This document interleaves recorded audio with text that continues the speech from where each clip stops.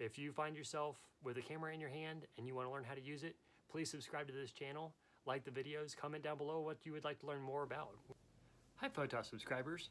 Today we're talking a little bit more in depth about what we've been talking about with color theory in the aspect of color correcting.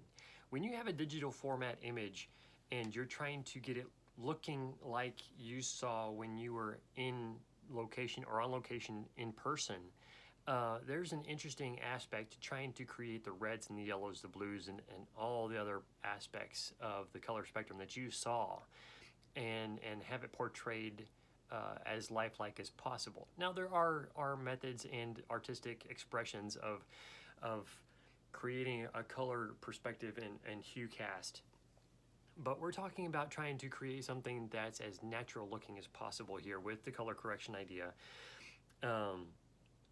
But there's three major parts to what color correcting is, and we'll get a little bit more in depth to it, but I'm gonna have a hard time, as you know, in previous films of getting through just these, explaining what these three things are so we can cover the details later in 5 minutes. So I've already got 1 minute down. Let's get into the last, what these three things are and kind of give you a feel for what that means as we delve into what it is to correct the color in our photographs. The first of these three areas you're gonna need to understand and learn is we've talked about doing the white balancing in your camera so that you need to do less color correcting in the final image. The main purpose of white balancing is so that you're not having to recreate that from scratch in the digital realm, because it gets very frustrating, tedious, and a time waster, big time waster. As you push one color, you have to pull another, and it's just so hard to get the final, what I remember, which may not be completely accurate, but it's a lot better than what comes out in the digital photograph, right? If it's not white balanced. But that white balancing can help with what we talked about before of having a pure white, not ivory colored or anything else, but a pure white piece of printer paper or a gray card.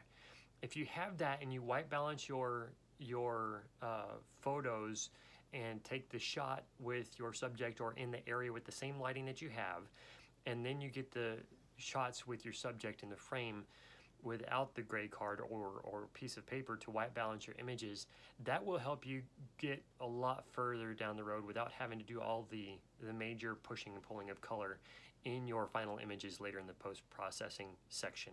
The next is be aware of where you are in when you edit and color correct, where your space of your editing process comes in.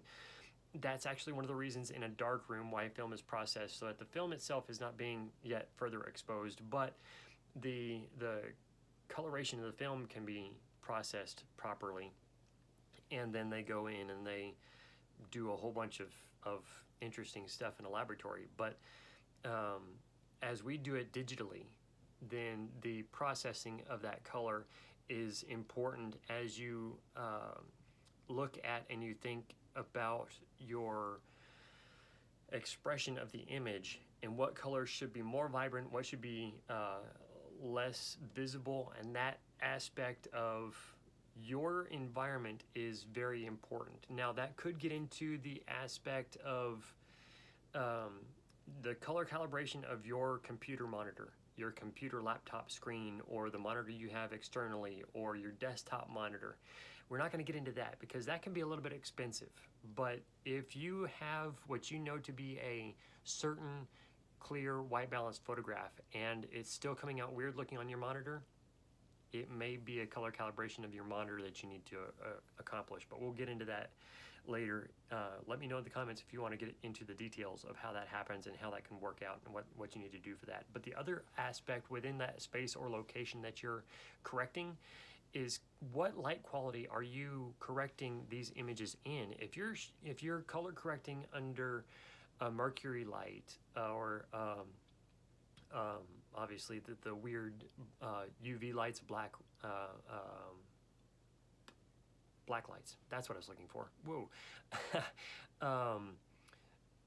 Those kind of things are going to throw you off. Even incandescent bulbs or halogen bulbs, they are not a clean daylight white bulb.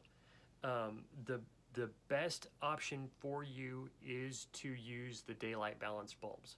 That's going to be as closest as you can get to a good mix, again, of light color, of having the equal value of all colors in that light band or light space. The third thing that we're going to be looking at is when you do print, you're going to need to know what the printer is doing and how they're mixing colors, because remember we talked about this before. Going from your editing process in red, green, blue, they're going to CMYK. So if they add a little bit more yellow than is in your RGB file, then you're going to see this yellow twinge. If they have more cyan in your image than you had blue, then you're going to get kind of a green hue. So you need to be aware and understand where this comes in. If there's not quite enough contrast, you might ask them to add a little bit of black, because otherwise you would have had to have decreased red, green, and blue to create that kind of black. So know your laboratory, where things are printed.